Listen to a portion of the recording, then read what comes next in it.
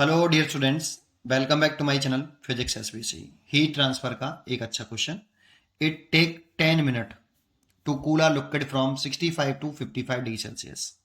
If room temperature is 30 degree Celsius then time taken in the cooling from 51 degree Celsius to 49 degree Celsius is. चार choice रखी है। Solution पहले data लिखते हैं। मान लो एक बॉडी है हमारे पास,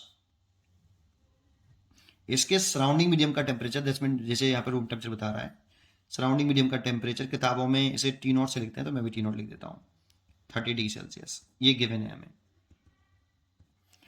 और इस बॉडी का इनिशियल टेम्परेचर जब टाइम 0 है ना, तो इनिशियल टेम्परेचर टी आई। अगर ये जो टेम्परेचर है बॉडी का जो टेम्परेचर जो है वो सराउंडिंग मीडियम के टेम्परेचर से ज़्यादा हो, तो ये जो बॉडी है वो 1 सेकंड में एनर्जी रेडिएट ज़्यादा करती है और 1 सेकंड में एनर्जी एब्जॉर्ब्ड, रेडिएट एनर्जी पर सेकंड ज़्यादा होती है एनर्जी एब्जॉर्ब्ड पर सेकंड से। इसीलिए इस बॉडी का टेम्परेचर टाइम के साथ क्या होगा, घटेगा। ये थ्योरी जो मैंने अभी बोला पॉइंट, ये प्रीवॉश थ्योरी बोलते हैं उसको। क्या बोलते हैं? प्रीवॉश थ्योरी। तो अकॉर्डिंग टू प्रीवॉश थ्योरी, अगर बॉडी का टेम्परेचर ज़्यादा है सराउंडिंग के टेम्परेचर से, तो ये बॉडी रेडिएट एनर्जी पर सेकंड ज़्यादा करेगी एब्जॉर्ब पर सेकंड से।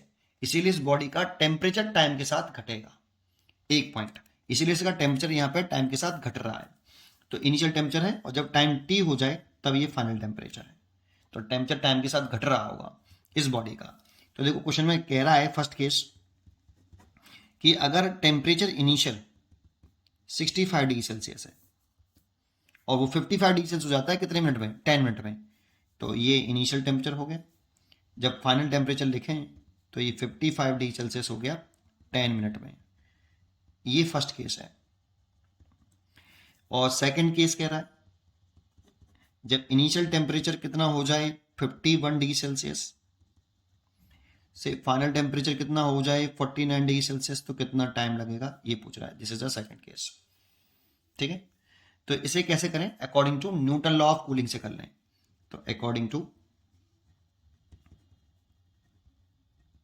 न्यूटन्स लॉ ऑफ कूलिंग, ये जो न्यूटन्स लॉ ऑफ कूलिंग है ये तब तक एप्लीकेबल है जब बॉडी का टेम्परेचर और सराउंडिंग मीडियम के टेम्परेचर में डिफरेंस 35 डिग्री सेल्सियस से ज़्यादा नहीं होना चाहिए। ये एक अप्रोक्सीमेशन है बेटा, इसमें कंडीशंस है। ये स्टीफन्स लॉ से आता है। ये जो लॉ आता है प्रूव करके क्या आता है कि ये जो d q by D T is equal to होता है, ये होता है 4 sigma E A T not का क्यू और टी माइनस टी नॉट। इसमें बॉडी का टेम्परेचर तो टाइम के साथ घट रहा है बट सराउंडिंग मीडियम का टेम्परेचर कांस्टेंट है, टी नॉट कांस्टेंट है। इसे बोलते हैं हम rate of heat loss. Net है ये, net rate of heat loss. ये अगर इसमें डी क्यू की वैल्यू लिखें कि अगर रेडिएट ज़्यादा कर रहा है तो कितनी एनर्जी लॉस हो रही है, तो लिखें तो लॉस होगी तो टेम्परेचर घटेगा, टेम्परेचर घटेगा तो D Q equal to M mass of body, specific heat और D T time interval, D T time.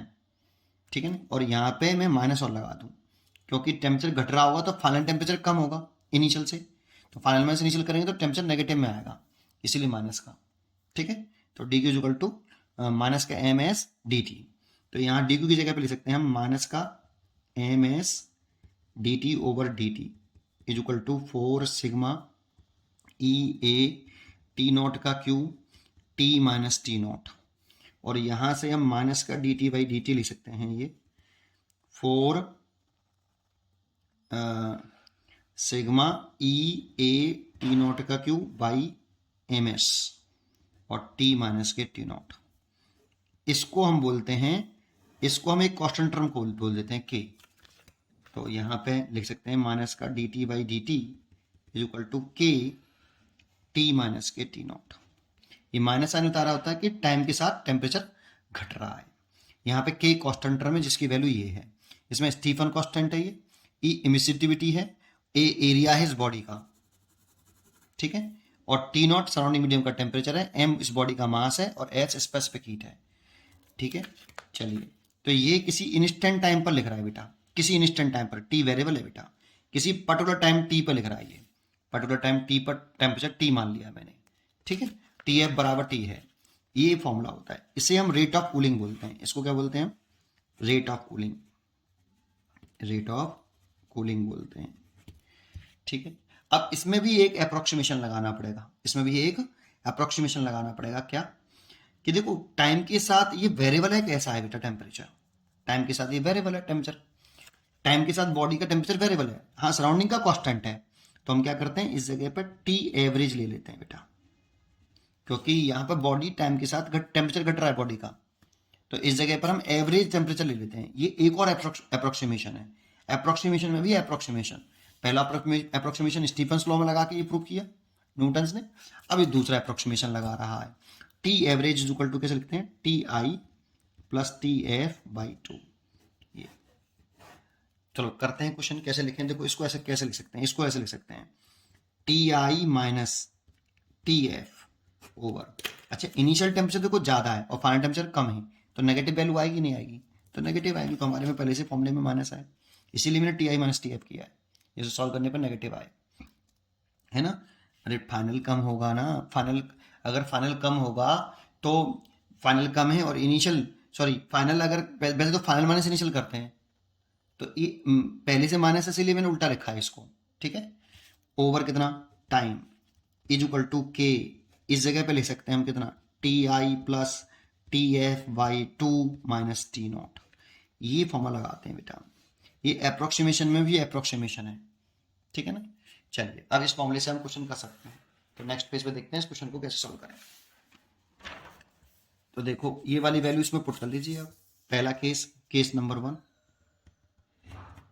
आप टी आई कितना 65 माइनस इनिशियल 55 डिवाइड बाई कितने मिनट लगे 10 मिनट, ये लिखा मैंने T I minus T f by T, और के तो कॉन्स्टेंट टर्म है उसकी वैल्यू मैंने बता दी ऊपर, तो के और T i plus t F, तो 65 प्लस 55 बाई 2 माइनस 30, तो इसे सॉल्व करके ये 10 हो गया, 10 से 10 कट गया तो एक बचा है यहाँ पे, और ये 120 हो गया, 120 डिवाइड बाई 2, 120 हो गया डिवाइड बाई 2 करेंगे तो 60 हो जाएगा, तो के 60 माइनस के 30, तो ये हो जाएगा 1 इज इक्वल टू के into 30, this is the first case.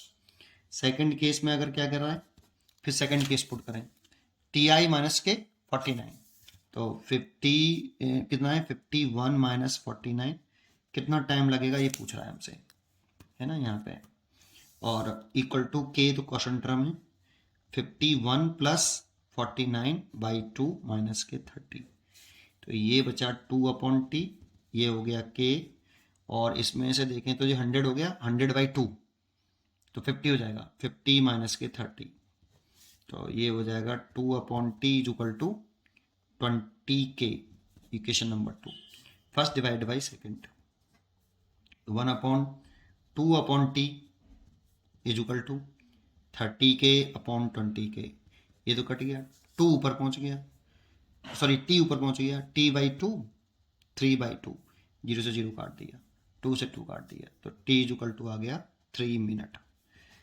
ये आंसर हो गया। अब आगे से आप इसको डायरेक्टली अप्लाई कर सकते हो यहाँ से, ये न्यूटन्स लॉ ऑफ कूलिंग है, लेकिन इसमें के की वैल्यू कितनी होती है, वो इतनी होती है बेटा, ये ध्यान रखने वाली बात है, और यहाँ पे ये रेट ऑफ कूलिंग होता है, ठीक है। पढ़ते रहिए और खुश रहिए, थैंक यू।